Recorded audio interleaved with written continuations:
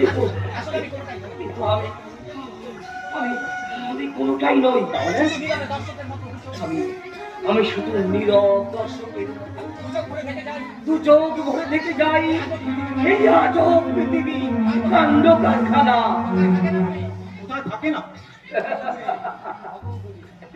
আমি যে ভব করে বাড়ি বলতে যে আমার কিছুই নেই। তবে তবে একদিন আমার সব কিছু ছিল।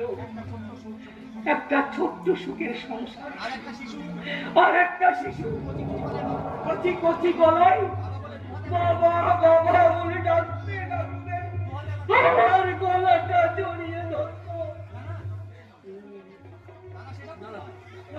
এ সমস্ত কিছু নয়, এটা একটা স্বপ্ন মাত্র।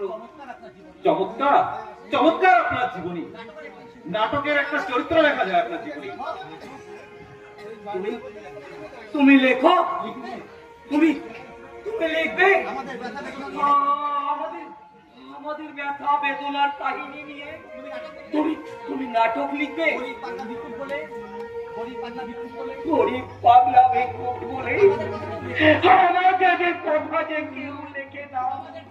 সমাজের জঞ্জাল বলে আমাদের কাইয়ে ওই বইয়ের কথাই থাকে না।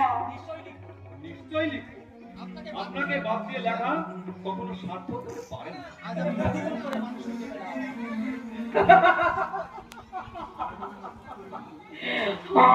আমি নতুন করে মানুষ খুঁজে পেলাম। গিরিরাজ তুমি সকলে আমাকে দূরে সরে দিল।